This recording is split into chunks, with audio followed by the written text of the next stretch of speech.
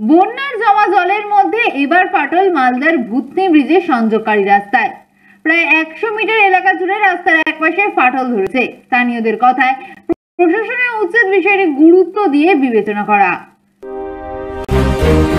বন্যা কবলিত মালদার মানিকচকের ভূতনি এলাকায় ভূতনি ব্রিজের সংযোগকারী রাস্তায় ফাটল। প্রায় 100 মিটার এলাকা জুড়ে রাস্তার একপাশে ফাটল ধরায় জোর চাঞ্চল্য ও আতঙ্ক তৈরি হয়েছে এলাকায়।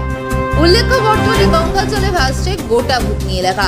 সেই সময় জমা জলের মধ্যেই ভূতনি ব্রিজের সংযোগকারী রাস্তার নিচে প্রায় 100 মিটার এলাকা জুড়ে রাস্তার একপাশে ফাটল ধরেছে, যা নজরে আসতেই ভূতনিবাসীর মধ্যে ব্যাপক চাঞ্চল্য ও আতঙ্ক তৈরি হয়। এলাকাবাসীদের বক্তব্য, বন্যার জলে রাস্তা ক্ষতিগ্রস্ত হয়েছে, সেই রাস্তা দ্রুত মেরামত করার উদ্যোগ না নিলে যে কোনো সময় ধসে পড়তে পারে রাস্তাটি।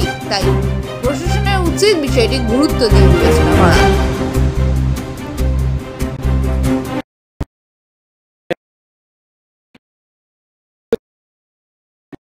আরো বাড়ছে,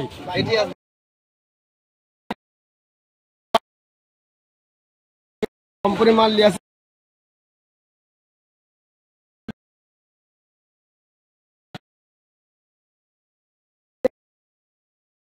তার সামনে একটা করা হয়েছে, সিঁড়ি করা হয়েছে আর কি, অ্যাঙ্গেল দিয়ে লোকজন যা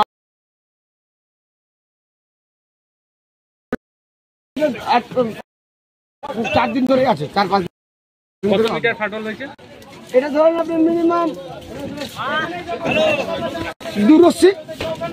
কি মনে হচ্ছে এর থেকে বড় দুর্ঘটনা হতে পারে এই ফাটলের জন্য? হ্যাঁ, এটা হতেও পারে, কারণ যেভাবে জল বাড়ছে এটা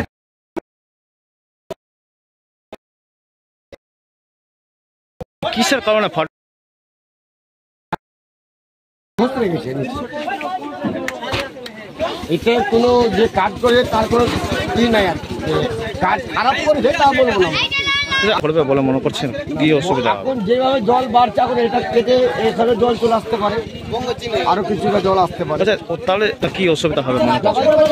এখন বলবো সরকারকে বলে যে এই যে পাবলিক বাজার আসেই আসছে, এক একটা লোকের এই যে একটা গরিব মানুষ আপনার আমার 100 টাকা লাগছে দাদা, এটা নিয়ে সরকার দিয়ে কোনো সরকার থেকে কোনো নৌকা টোকা দিয়ে করে দেয় তা আমাদের খুব হেল্প হয় আর কি।